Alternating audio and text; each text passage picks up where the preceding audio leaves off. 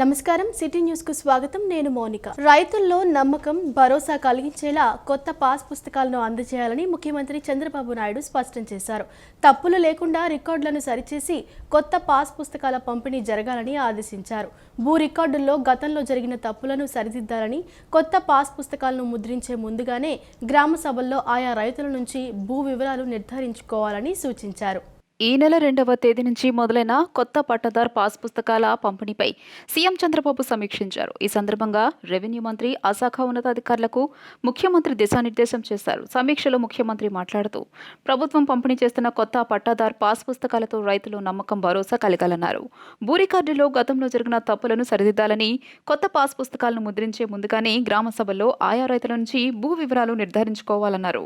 ఆ తర్వాతే కొత్త పాస్ పుస్తకాలను ముద్రించాలన్నారు. రికార్డులను తారుమారు చేయడానికి ఆస్కారం లేని విధంగా కొత్త పాస్ పుస్తకాలను తీర్చిదిద్దామని, ఎవరూ ట్యాంపర్ చేయకుండా, నకిలీ పాస్ పుస్తకాలు తయారు చేయకుండా పాస్ పుస్తకాలను ముద్రించాలన్నారు. పాస్ పుస్తకాల ముద్రణలో ప్రభుత్వం తీసుకున్న జాగ్రత్తలను రైతులకు అర్థమయ్యేలా చెప్పాలి అని ముఖ్యమంత్రి సూచించారు.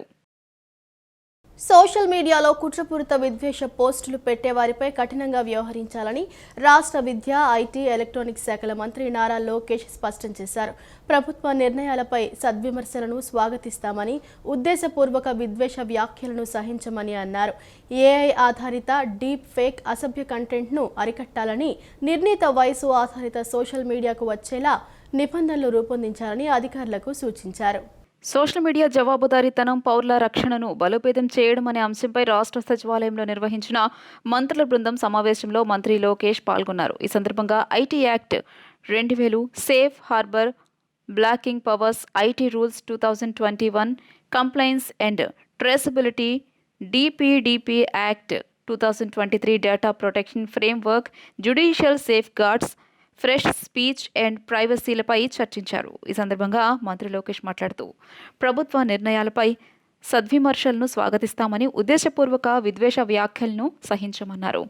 ఏఐ ఆధారిత డీప్ ఫేక్, అసభ్య కంటెంట్ను అరికట్టాలని, నిర్ణీత వయసు ఆధారిత సోషల్ మీడియాకు వచ్చేలా నిబంధనలు రూపొందించాలన్నారు. మహిళలపై అవమానకర, అసభ్య పోస్టులు పెట్టేవారిపై నిఘా పెట్టాలన్నారు. ప్రజాభిష్టాన్ని అడ్డుకోవడం మా ఉద్దేశం కాదు. అదే సమయంలో ఫ్రీడమ్ ఆఫ్ స్పీచ్ పేరుతో ఆర్గనైజ్డ్గా దురుద్దేశపూర్వక పోస్టులు పెడుతున్నారన్నారు. దీనిని ఎట్టి పరిస్థితుల్లో సహించమని, ప్రతిపక్షాలు ధర్నా చౌక్ లాంటి ప్రదేశాల్లో నిరసన తెలియజేయడానికి ప్రభుత్వం అవకాశం ఇస్తుందన్నారు. గతంలో జ్యుడిషియరీతో పాటు కొంతమందిని టార్గెట్ చేసి అసభ్య పోస్టులు పెట్టారని, విదేశాల్లో ఉండి అభ్యంతర పోస్టులు పెట్టేవారిపై ప్రత్యేక నిఘా ఏర్పాటు చేస్తామని స్పష్టం చేశారు. ఇందుకోసం బలమైన లీగల్ ఫ్రేమ్వర్క్ ఏర్పాటు చేయాలన్నారు. ఉద్దేశపూర్వకంగా తప్పుడు పోస్టుల కట్టడికి కేంద్ర ప్రభుత్వం సహయోగ్ ఇంటిగ్రేషన్ పోర్టల్ ప్రవేశపెట్టిందన్నారు. మాజీ ముఖ్యమంత్రి భార్యపై పోస్ట్ చేస్తే తమ పార్టీ వాడైనా జైలుకు పంపించామని, వ్యక్తిత్వ హననం, వ్యక్తిగతమైన వ్యాఖ్యలు, ముఖ్యంగా మహిళల పట్ల అసభ్యకర పోస్టులు పెట్టేవారిపై కఠినంగా వ్యవహరిస్తామని హెచ్చరించారు. గత ప్రభుత్వం మైనింగ్, ఎక్సైజ్ శాఖలను ప్రధానంగా ఇసుకను దోపిడీకి అడ్డాగా మార్చిందని రాష్ట్ర మంత్రి కొల్లు రవీంద్ర విమర్శించారు. నవోదయం కార్యక్రమం ద్వారా సారాను 100% నిరోధించగలిగామని, ఇప్పటికే 14 పీడీ కేసులు నమోదు చేశామని, ఎవరైనా సారా తయారీకి ప్రయత్నిస్తే కఠిన చర్యలు తీసుకుంటామని మంత్రి హెచ్చరించారు. గత ప్రభుత్వం మైనింగ్, ఎక్సైజ్ శాఖలను ప్రధానంగా ఇసుకను దోపిడీకి అడ్డాగా మార్చిందని రాష్ట్ర మంత్రి కొల్లు రవీంద్ర విమర్శించారు. ప్రస్తుతం ఈ శాఖల్లో పారదర్శకత కోసం డిజిటల్ చెల్లింపులను తప్పనిసరి చేశామని, ప్రస్తుతం 40% వరకు జరుగుతున్న ఈ లావాదేవీలను త్వరలోనే 100%కి చేరుస్తామని ఆయన వెల్లడించారు. మద్యం విక్రయాల విషయంలో కఠినంగా వ్యవహరిస్తున్నామని, ఎక్కడ ఎంఆర్పీ కంటే ఎక్కువ ధరకు అమ్మకూడదని, బెల్ట్ షాపులను అనుమతించే ప్రసక్తే లేదని స్పష్టం చేశారు. మద్యం నాణ్యతను తనిఖీ చేసేందుకు సురక్ష యాప్ను అందుబాటులోకి తెచ్చామని, బాటిల్ను స్కాన్ చేయడం ద్వారా పూర్తి వివరాలు తెలుసుకోవచ్చని మంత్రి పేర్కొన్నారు. అలాగే కాకినాడలో అత్యాధునిక ల్యాబ్ను ఏర్పాటు చేసి 13 రకాల పరీక్షలు నిర్వహిస్తున్నామని, 99 రూపాయలకే నాణ్యమైన బ్రాండ్లు లభిస్తుండటంతో బీరు అమ్మకాలు తగ్గాయని చెప్పారు. నవోదయం కార్యక్రమం ద్వారా సారాను 100% నిరోధించగలిగామని, ఇప్పటికే 14 పీడీ కేసులు నమోదు చేశామని, ఎవరైనా సారా తయారీకి ప్రయత్నిస్తే కఠిన చర్యలు తీసుకుంటామని మంత్రి హెచ్చరించారు. గతం నుంచి సారా తయారీపై ఆధారపడిన వారికి ప్రత్యామ్నాయ ఉపాధి అవకాశాలు చూపిస్తున్నామని అన్నారు. ఇప్పటికే పశ్చిమ గోదావరిలో మొదలు పెట్టామని, త్వరలో మిగతా చోట్ల కూడా అమలు చేయనున్నట్లు తెలిపారు. గత వైసీపీ ప్రభుత్వం గంజాయిని ఆదాయ మార్గంగా మార్చుకుంటే మేం ఈగల్ టీంను పెట్టి గంజాయి పట్ల కఠినంగా వ్యవహరిస్తున్నామని, తప్పు చేస్తే ఎంతటి వారినైనా వదిలేదే లేదని స్పష్టం చేశారు. ఇప్పటికి 33,300 కోట్ల రూపాయల అవినీతి గత ప్రభుత్వంలో ఏ రకంగా చేశారు, ప్రభుత్వ దుకాణాల పేరుతో ఏ రకంగా దోపిడీ చేశారు, బ్రాండ్స్ రాకుండా చేశారు, కల్తీ మద్యాన్ని షాపుల్లో అమ్మారు. ఇవాళ దానివల్ల అనేక మంది హెల్త్ పరంగా నష్టపోయారు. రాష్ట్ర ప్రజలు చాలామంది చనిపోయారు. అందుకనే ప్రభుత్వం వచ్చిన వెంటనే డిపార్ట్మెంట్ని పూర్తిగా ప్రక్షాళన చేసుకున్నాం. కొత్త పాలసీ తీసుకొచ్చాం. కొత్త పాలసీలో అన్ని షాప్స్ను కూడా ఇవాళ తెరిపించడమే కాకుండా అన్ని బ్రాండ్స్ కూడా అవైలబిలిటీ చేసాం. ప్రజలకి, సామాన్య ప్రజలకు కూడా ఇవాళ 99 రూపాయలకి లో కాస్ట్ క్వాలిటీ లిక్కర్ అందిస్తున్నాం. గత ప్రభుత్వంలో పక్క రాష్ట్రాల నుంచి కూడా ఇంపోర్ట్ చేసుకుని నాన్ డ్యూటీ పెయిడ్ లిక్కర్ అమ్మారు. అట్లాగే ఇల్సిట్ లిక్కర్, విపరీతంగా ఇల్సిట్ లిక్కర్ తీసుకొచ్చి విపరీతంగా అమ్మారు. అవన్నీ కూడా ఇవాళ కరెక్ట్ చేసి మొత్తం అన్ని పక్క రాష్ట్రాల్లో ఏవైతే అవైలబిలిటీ ఉన్నాయో అన్నీ ఏర్పాటు చేశాం. గతంలో ఈ రాష్ట్రంలో బీరు సేల్ పూర్తిగా పడిపోయింది. ఇవాళ అన్ని రకాలవి కూడా అవైలబిలిటీ తీసుకురావడం జరుగుతుంది. అట్లాగే ముఖ్యంగా ఈరోజు ఇక్కడ ఈస్ట్ గోదావరి, కాకినాడ, కోనసీమ, ఇప్పుడు కొత్తగా ఏర్పడినటువంటి రంపచోడవరం జిల్లా, ఇవన్నీ కూడా అధికారులందరూ కూడా సమీక్ష చేశాం. ఇక్కడ A4 షాప్స్ జరుగుతున్నటువంటి విధానం, బెల్ట్స్ విషయంలో ఎక్కడా కూడా స్ట్రిక్ట్గా ఉండమని చెప్పి వాళ్ళకి చెప్పడం జరుగుతోంది. MRP వైలేషన్స్ కానీ, ఐడి లిక్కర్ విషయంలో కానీ, అలాగే నాన్ డ్యూటీ పెయిడ్ లిక్కర్స్లో కానీ పూర్తిగా నిఘా పెట్టమని చెప్పడం జరుగుతోంది. రోడ్డు ప్రమాదాల నివారణ అందరి బాధ్యత అని జిల్లా కలెక్టర్ లక్ష్మీశే అన్నారు. రోడ్డు భద్రత పట్ల ప్రతి ఒక్కరూ అవగాహన కలిగి ఉండాలని ఆయన సూచించారు. ద్విచక్ర వాహనదారులు హెల్మెట్, కార్లు నడిపేవారు తప్పనిసరిగా సీట్ బెల్ట్ ధరించి ఉండాలని ఆయన పిలుపునిచ్చారు. ట్రాఫిక్ నిబంధనలు ఉల్లంఘించిన వారిపై చట్టపరమైన చర్యలు చేపట్టడంలో వెనుకాడవద్దని ఆయన రవాణా శాఖ అధికారులను ఆదేశించారు. రోడ్డు భద్రత పట్ల ప్రజల్లో అవగాహన కల్పించేందుకు రవాణా శాఖ ఆధ్వర్యంలో ర్యాలీ చేపట్టారు. కలెక్టర్ క్యాంప్ కార్యాలయం నుండి వందలాది మంది విద్యార్థులు ర్యాలీలో పాల్గొన్నారు. జిల్లా collector Lakshmisha, deputy transport commissioner Mohan, traffic DCP Shireen Begum తదితరులు ఈ ర్యాలీలో అగ్రభాగాన నిలిచారు. ఈ సందర్భంగా వారు మాట్లాడుతూ రోడ్డు భద్రత పట్ల అవగాహన తప్పనిసరిగా పెంపొందించుకోవాలని సూచించారు. నిత్యం అనేక మంది ప్రమాదాలకు గురై అకాల మరణం చెందుతున్నారని తెలియజేశారు. దీనివల్ల ఆయా కుటుంబాల ఆర్థిక, సామాజిక పరిస్థితి దిగజారే ప్రమాదం ఉందన్నారు. రవాణా శాఖ సూచించిన నిబంధనలను తప్పనిసరిగా పాటించాలని వారు సూచించారు. ద్విచక్ర వాహనదారులు తప్పనిసరిగా హెల్మెట్, కారు నడిపేవారు సీట్ బెల్ట్ ధరించాలని కోరారు. ట్రాఫిక్ నిబంధనలు పాటించని వారిపై చట్ట ప్రకారం చర్యలు చేపట్టాలన్నారు. అపరాధ రుసుం నివేదించడంలో కూడా వెనుకాడే ప్రసక్తి లేదని స్పష్టం చేశారు. ఈ సందర్భంగా విద్యార్థులకు ప్లకార్డులు ధరించి రోడ్డు భద్రతకు సంబంధించిన నిబంధనల పట్ల ప్రజలకు అవగాహన కల్పిస్తూ ఈ ర్యాలీలో పాల్గొన్నారు. ఈ కార్యక్రమంలో ఏపీ NGO అసోసియేషన్ అధ్యక్షుడు ఏ విద్యాసాగర్ తదితరులు పాల్గొన్నారు. Road safety month long campaign NTR జిల్లాలో మొదలైంది. జనవరి 1వ తారీఖు నుంచి జనవరి 31వ తారీఖు వరకు రోడ్ సేఫ్టీ మంత్లో భాగంగా ప్రతి గ్రామాల్లో, అలాగే ప్రతి స్కూల్స్ అండ్ కాలేజెస్లో, అలాగే పబ్లిక్ ప్లేస్లో కూడా అవేర్నెస్ క్రియేట్ చేయడం జరుగుతుంది. ముఖ్యంగా యువకుల్లో, అలాగే ఈ చాలకులు, అలాగే పెడెస్ట్రియన్స్ ఎవరైతే ఉంటారో వీళ్ళకి రోడ్ సేఫ్టీ ప్రికాషన్స్ గురించి, రూల్స్ అండ్ రెగ్యులేషన్స్ గురించి అవగాహన, అట్లాగే ఎన్ఫోర్స్మెంట్ కూడా చేయడం జరుగుతుంది. ఎన్టీఆర్ జిల్లాని ఒక ట్రాఫిక్ సేఫ్టీ, రోడ్ సేఫ్టీ జిల్లాగా తీర్చిదిద్దాలంటే ప్రతి ఒక్కరి సహకారం చాలా అవసరం. ఈ జిల్లాలో ఉన్నవాళ్ళు, అలాగే ఈ జిల్లాకి అనేక కారణం వల్ల వచ్చేవాళ్ళు ప్రతి ఒక్కరికి విన్నపం ఒకటే, ఎన్టీఆర్ జిల్లాలో traffic rules and regulations enforcement చాలా గట్టిగా ఉంటాయి. దయచేసి వస్తున్నప్పుడు గుర్తుపెట్టుకొని రండి. ఏదైనా మీరు క్యాజువల్గా వచ్చి రూల్స్ పాటించకుండా నేను ర్యాష్ డ్రైవ్ చేస్తాను, విచ్చలవిడిగా ఉంటానంటే మాత్రం హెవీగా పెనాల్టీ పడతాయి. దయచేసి గుర్తుపెట్టుకోండి. ఇది మీకోసమే, మీ సేఫ్టీ కోసమే, జిల్లాలో రోడ్డు మీద సంచరించే ప్రతి ఒక్కరి సేఫ్టీ కోసం ఈ కార్యక్రమం చేయడం జరుగుతుంది. ట్రాన్స్పోర్ట్ డిపార్ట్మెంట్, అలాగే పోలీస్ డిపార్ట్మెంట్ ఆల్రెడీ ఆదేశాలు జారీ చేయడం జరిగింది. ఈ 2026 సంవత్సరాన్ని రోడ్ సేఫ్టీ, ట్రాఫిక్ సేఫ్టీ సంవత్సరంగా మనము పరిగణించుకోవాలి. అదే ప్రకారం మనం అందరం కావాల్సిన ఈ జాగ్రత్తలు తీసుకోవాలి. ప్రతి ఒక్కరు సేఫ్గా ఉండాలి, సేఫ్గా డ్రైవ్ చేయాలని సందర్భంగా తెలియజేసుకుంటూ మళ్ళీ ఒకసారి ప్రతి ఒక్కరికి రోడ్ సేఫ్టీ మాసోత్సవ శుభాకాంక్షలు తెలియజేస్తూ and happy new year, happy Sankranti తెలియజేస్తూ అందరూ సేఫ్గా డ్రైవ్ చేయండి. మీరు సేఫ్గా ఉండండి, మిగతా వాళ్ళు కూడా సేఫ్గా ఉండేలాగా చూసుకోవాలని కోరుకుంటున్నాను. విజయనగరం జిల్లాలోని రైస్ మిల్లర్లపై రాష్ట్ర పౌర సరఫరాల శాఖ మంత్రి నాదెండ్ల మనోహర్ ఆగ్రహాన్ని వ్యక్తం చేశారు. ధాన్యాన్ని మరపట్టి ప్రభుత్వానికి అప్పగించడంలో తీవ్ర నిర్లక్ష్యాన్ని ప్రదర్శిస్తున్నారని మంత్రి అసహనాన్ని వ్యక్తం చేశారు. సీఎంఆర్ విషయంలో ఎందుకు వెనకబడ్డారని నిలదీశారు. ఇప్పటికే కేవలం 17% మాత్రమే పూర్తి చేయడం పట్ల అసంతృప్తిని వ్యక్తం చేశారు. బొండపల్లిలోని లక్ష్మీనారాయణ మోడర్న్ రైస్ మిల్లును రాష్ట్ర పౌర సరఫరాల శాఖ మంత్రి నాదెండ్ల మనోహర్ సందర్శించారు. ఈ సందర్భంగా మిల్లర్ల అసోసియేషన్ నాయకులతో సమావేశాన్ని నిర్వహించారు. ధాన్యాన్ని మరపట్టి ప్రభుత్వానికి అప్పగించడంలో తీవ్ర నిర్లక్ష్యాన్ని ప్రదర్శిస్తున్నారని మంత్రి అసహనాన్ని వ్యక్తం చేశారు. సీఎంఆర్ విషయంలో ఎందుకు వెనుకబడ్డారని నిలదీశారు. ఇప్పటికీ కేవలం 17% మాత్రమే పూర్తి చేయడం పట్ల అసంతృప్తిని వ్యక్తం చేశారు. బ్యాంకు గ్యారంటీల విషయంలో కూడా జిల్లాలోని మిల్లర్లకు వెసులుబాటు ఇచ్చామని, అయినప్పటికీ మిల్లింగ్ విషయంలో పెద్దగా శ్రద్ధ చూపడం లేదని అన్నారు. రోజుకి 150 ఏసీకేల చొప్పున మిల్లింగ్ చేయాలని, ఈ నెల 8వ తేదీలోగా 45,000 మెట్రిక్ టన్నులు పూర్తి చేయాలని మిల్లర్లను మంత్రి ఆదేశించారు. గోదాములు నిల్వ సమస్య రాకుండా చర్యలు తీసుకుంటామని, ఎఫ్సీఐ అంశాన్ని కూడా పరిష్కరించామని తెలిపారు. రైతులకు ఇబ్బంది కలిగిస్తే చర్యలు తప్పవని హెచ్చరించారు. క్యూఆర్ కోడ్ ప్రవేశపెట్టి దేశంలోనే మన రాష్ట్రం ఆదర్శంగా నిలిచిందని మంత్రి పేర్కొన్నారు.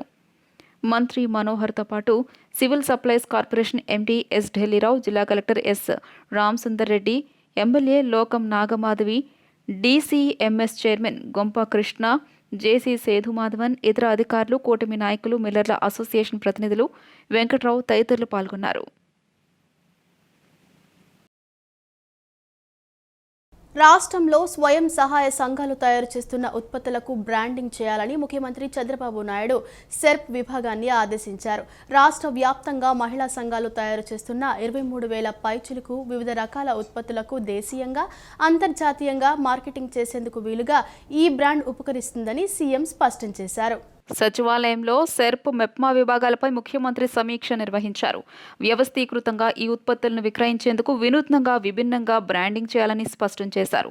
అరకు కాఫీ తరహాలోని అంతర్జాతీయ ప్రమాణాలతో బ్రాండ్ రూపొందిస్తే ఉత్పత్తులకు మరింత విలువ పెరుగుతుందని సూచించారు. ఈ వ్యవస్థీకృత విధానం వల్ల మహిళలకు ఆర్థిక ప్రయోజనం కలిగించాలన్నదే కూటమి ప్రభుత్వ లక్ష్యమని సీఎం స్పష్టం చేశారు. ఎస్హెచ్జీ మహిళా సంఘాలు, మైక్రో ఎంటర్ప్రెన్యూర్స్కు ఆర్థిక సుస్థిరత వచ్చేలా ఉత్పత్తుల బ్రాండింగ్, మార్కెటింగ్ జరగాలని సీఎం సూచించారు. రాష్ట్రంలో పశు సంవర్ధకంతో పాటు సేవల రంగంలోనూ మహిళా సంఘాలు రాణించాలని సీఎం ఆకాంక్షించారు. ఈ సమీక్షకు సెర్ప్ శాఖ మంత్రి కొండపల్లి శ్రీనివాస్ సహా ఆ శాఖ ఉన్నతాధికారులు హాజరయ్యారు. భూ రికార్డుల్లో తప్పులకు జగన్ పాలనే కారణమని రెవెన్యూ, రిజిస్ట్రేషన్, స్టాంప్స్ శాఖ మంత్రి అనగాని సత్యప్రసాద్ ధ్వజమెత్తారు. విస్తీర్ణం విషయంలో రీసర్వే సమయంలో రైతులు చెప్పిన సరిహద్దులే కీలకమని వ్యాఖ్యానించారు. పట్టాదారు పాస్ పుస్తకాల్లో 1-2 తప్పులు ఉంటే వెనువెంటనే సరిచేస్తామని వెల్లడించారు. భూ రికార్డులో తప్పులకు జగన్ పాలనే కారణమని రెవెన్యూ, రిజిస్ట్రేషన్, స్టాంప్ శాఖ మంత్రి అనగాని సత్యప్రసాద్ ధ్వజమెత్తారు. జగన్ ప్రభుత్వం జరిపిన రీసర్వే 1.0లో అనేక తప్పులు దొర్లాయన్నారు. ఆనాటి పాపాలను ఇప్పటికీ కడుగుతున్నామని తెలిపారు. రీసర్వే 1.0పై గ్రామ సభలు పెడితే 2.5 లక్షల ఫిర్యాదులు వచ్చాయన్నారు. అనంతరం కూడా జాయింట్ ఎల్పీఎంలతో పాటు అనేక సమస్యలపై ఫిర్యాదులు అందాయని వెల్లడించారు. వాటిలో చేయదగినవి 100% పరిష్కరించామని స్పష్టం చేశారు. విస్తీర్ణం విషయంలో రీసర్వే సమయంలో రైతులు చెప్పిన సరిహద్దులే కీలకమని వ్యాఖ్యానించారు.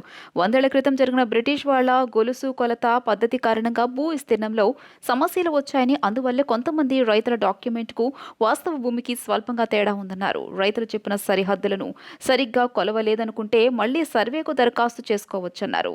ఎల్పీ నెంబర్లలో కరెక్షన్లు 2 నెలల్లో పూర్తి చేస్తామని స్పష్టం చేశారు. ఎల్పీఎంల సబ్ డివిజన్ను మార్చి 31 వరకు పూర్తి చేస్తామన్నారు. పట్టాదారు పాస్ పుస్తకాల్లో 1-2 తప్పులుంటే వెనువెంటనే సరిచేస్తామని వెల్లడించారు. 5 కేటగిరీలకు చెందిన భూములను 22A నిషిద్ధ జాబితా నుంచి తొలగిస్తున్నామని మంత్రి తెలిపారు. స్వతంత్ర సమరయోధులు, సైనిక ఉద్యోగులకు భూములు, ప్రైవేట్ పట్టా భూములు, రాజకీయ బాధితులకు చెందిన భూములను 22A జాబితా నుండి తొలగిస్తున్నట్లు వెల్లడించారు.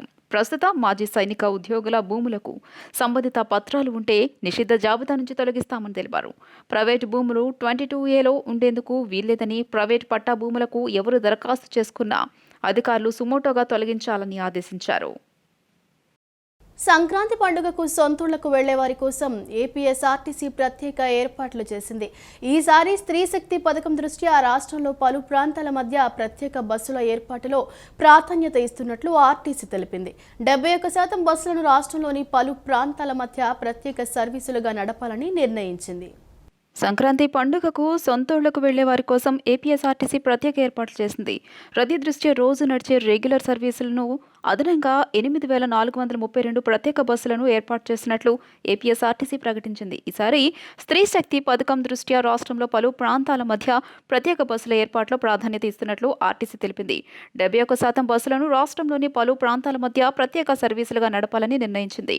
గ్రామాలు, మండలాలు, పట్టణాల మధ్య రద్దీ గణనీయంగా పెరిగిన దృష్ట్యా వీటి మధ్య 6,000 ప్రత్యేక బస్సులు ఏర్పాటు చేసింది. ఇతర రాష్ట్రాల్లోని హైదరాబాద్, బెంగళూరు, చెన్నై ప్రాంతాలకు 2,432 ప్రత్యేక బస్సులుగా నడిపేందుకు కేటాయించింది.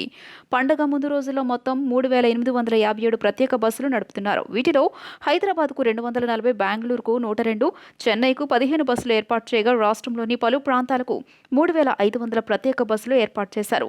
పండుగ తిరుగు ప్రయాణానికి మొత్తం 4,575 బస్సులు ఏర్పాటు చేశారు. హైదరాబాద్కు 1,800, బెంగళూరు 200, చెన్నై 75 ప్రత్యేక బస్సులు ఏర్పాటు చేయగా వీటిలో రాష్ట్రంలోని పలు ప్రాంతాల మధ్య నడిపేందుకు 2,500 బస్సులు ఏర్పాటు చేశారు. ప్రత్యేక బస్సుల్లోనూ సాధారణ బస్సుల్లోని ఛార్జీని వసూలు చేయనున్నట్లు ఆర్టీసీ ప్రకటించింది. దూర ప్రాంతాలకు నడిచే ప్రత్యేక బస్సుల్లో ముందస్తు రిజర్వేషన్ సదుపాయం కల్పించినట్లు ఆర్టీసీ తెలిపింది. సంక్రాంతికి కడప జిల్లా ఆర్టీసీ అధికారులు ప్రత్యేక బస్సులు ఏర్పాటు చేశారు. హైదరాబాద్ నుంచి 40, బెంగళూరు నుంచి 40 ప్రత్యేక బస్సులు ఏర్పాటు చేశారు. విజయవాడ నుంచి 30, చెన్నై నుంచి 10 ప్రత్యేక బస్సులు కేటాయించారు. ఈ నెల 9 నుంచి 13 వరకు నడవనున్న బస్సుల్లో సాధారణ ఛార్జీలు వసూలు చేయనున్నట్లు అధికారులు తెలిపారు. సంక్రాంతికి కడప జిల్లా ఆర్టీసీ అధికారులు ప్రత్యేక బస్సులు ఏర్పాటు చేశారు. హైదరాబాద్ నుంచి 40, బెంగళూరు నుంచి 40 ప్రత్యేక బస్సులు ఏర్పాటు చేశారు. విజయవాడ నుంచి 30, చెన్నై నుంచి 10 ప్రత్యేక బస్సులు కేటాయించారు. ఈ నెల 9 నుంచి 13 వరకు నడపనున్న బస్సుల్లో సాధారణ ఛార్జీలు వసూలు చేయనున్నట్లు అధికారులు తెలియజేశారు. ఇంద్రకీలాద్రిపై సంకటహర చతుర్థి వేడుకలు వైభవంగా జరిగాయి. దుర్గమ్మ సన్నిధిలోని పాత యాగశాల వద్ద గణనాథుడికి అర్చకులు ప్రత్యేక పూజలు, హోమాలు నిర్వహించారు. ప్రతి నెలా వచ్చే ఈ చతుర్థి పర్వదినం సందర్భంగా ఆలయ ఈవో సీనానాయక్ స్వయంగా పూజా కార్యక్రమాల్లో పాల్గొన్నారు.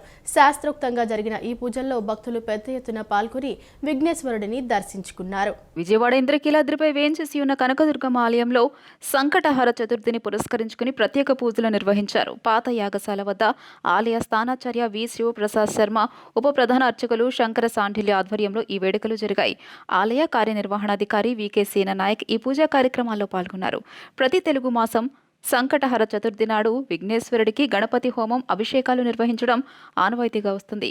ఆగమ శాస్త్రం ప్రకారం వైదిక కమిటీ సభ్యులు ఈ పూజలను వైభవంగా జరిపించి స్వామివారికి ఇష్టమైన నైవేద్యాలను సమర్పించారు. ఈ సందర్భంగా భక్తులు పెద్ద సంఖ్యలో లక్ష్మీ గణపతి ఆలయాన్ని సందర్శించి స్వామివారిని దర్శించుకున్నారు.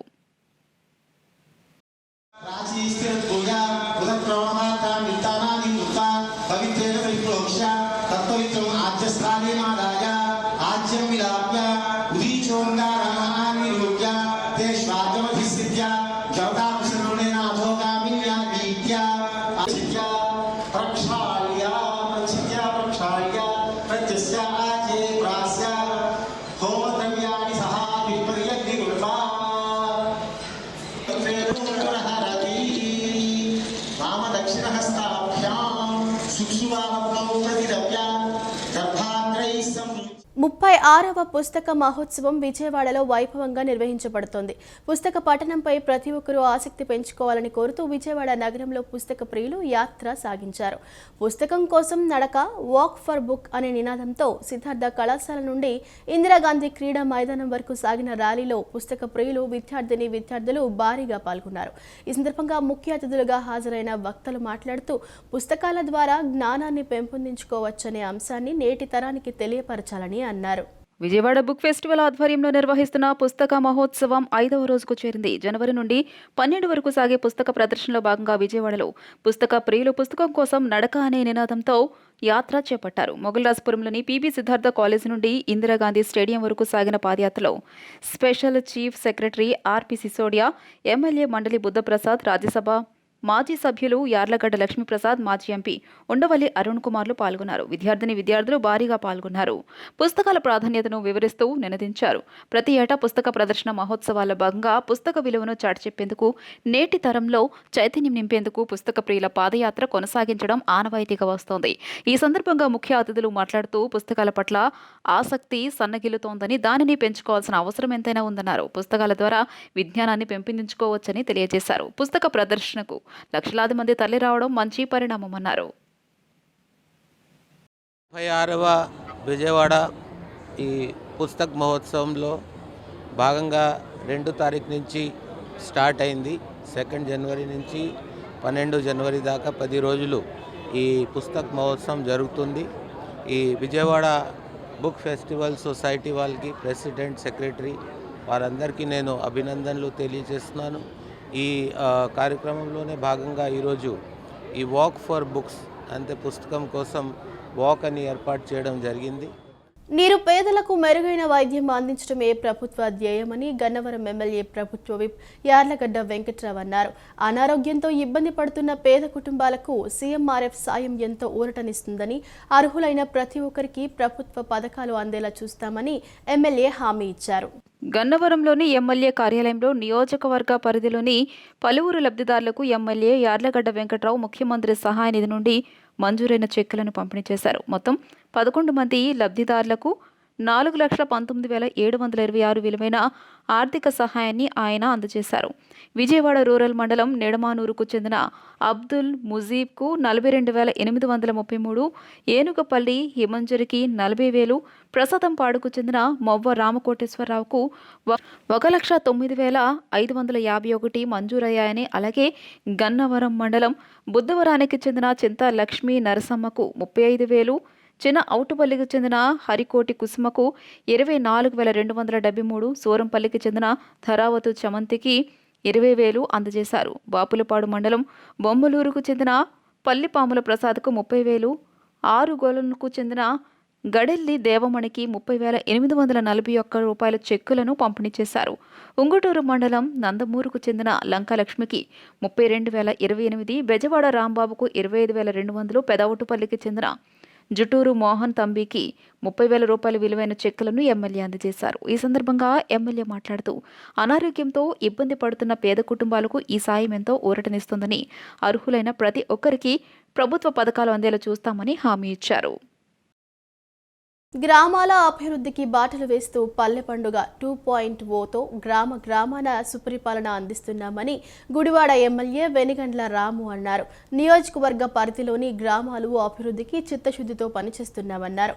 ఆర్థిక సమస్యలు ఎదురైనా వెనుకడుగు వేయకుండా ప్రజలకు ఇచ్చిన ప్రతి హామీని అమలు చేయటమే లక్ష్యంగా సీఎం చంద్రబాబు నాయకత్వంలోని కూటమి ప్రభుత్వం ముందుకు సాగుతుందన్నారు. గుడివాడ రూరల్ మండలం సీపూడి గ్రామంలో పల్లె పండుగ 2.0లో భాగంగా 50 లక్షల రూపాయల నిధులతో గ్రామంలోని బీటీ రోడ్ అభివృద్ధి పనులకు ఎమ్మెల్యే వెనిగండ్ల రాము భూమి పూజ నిర్వహించి శంకుస్థాపన చేశారు. అనంతరం కూటమి నాయకులతో కలిసి రైతాంగానికి ప్రభుత్వం నూతనంగా మంజూరు చేసిన పట్టాదారు పాస్ పుస్తకాలను పంపిణీ చేశారు. ఈ సందర్భంగా ఎమ్మెల్యే రాము మాట్లాడుతూ పల్లె పండుగ 2.0 ద్వారా గుడివాడ నియోజకవర్గంలోని ప్రతి పల్లెలో అభివృద్ధి కార్యక్రమాలు చేసినట్లు చెప్పారు.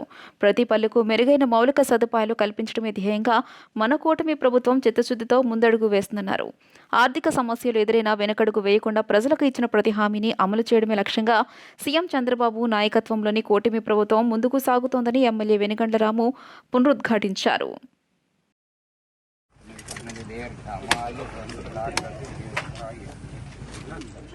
కృష్ణా జిల్లా మచిలీపట్నం పరిసర ప్రాంతంలోని శ్రీ విజయ కోదండ రామాలయం ఆధ్యాత్మిక శోభతో విరాజిల్లింది. ఆలయంలో మైథిలి మోహన్ ఆధ్వర్యంలో శ్రీ సీతారాముల కళ్యాణ మహోత్సవాన్ని అత్యంత అంగరంగ వైభవంగా నిర్వహించారు. ఈ వేడుకను తిలకించేందుకు పరిసర ప్రాంతాల నుండి భక్తులు పెద్ద సంఖ్యలో తరలివచ్చారు. కళ్యాణ మహోత్సవంలో భాగంగా అర్చకులు స్వామివారికి, అమ్మవారికి ప్రత్యేక పూజలు, హోమాలు నిర్వహించి శాస్త్రోక్తంగా జీలకర్ర, బెల్లం, మాంగళ్య ధారణ ఘట్టాలను పూర్తి చేశారు. భక్తుల జయ జయ ధ్వానాల మధ్య రామయ్య పెళ్లి వేడుక కన్నుల పండుగగా సాగింది. కేవలం శ్రీరామనవమి రోజునే కాకుండా ప్రతి నెల ఇక్కడ శ్రీ సీతారాముల కళ్యాణాన్ని భక్తుల సమక్షంలో క్రమం తప్పకుండా నిర్వహించడం విశేషం. కార్యక్రమం అనంతరం భక్తులకు తీర్థ ప్రసాద వినియోగం జరిగింది. ఈ వార్తలు ఇంతటితో సమాప్తం. నమస్కారం.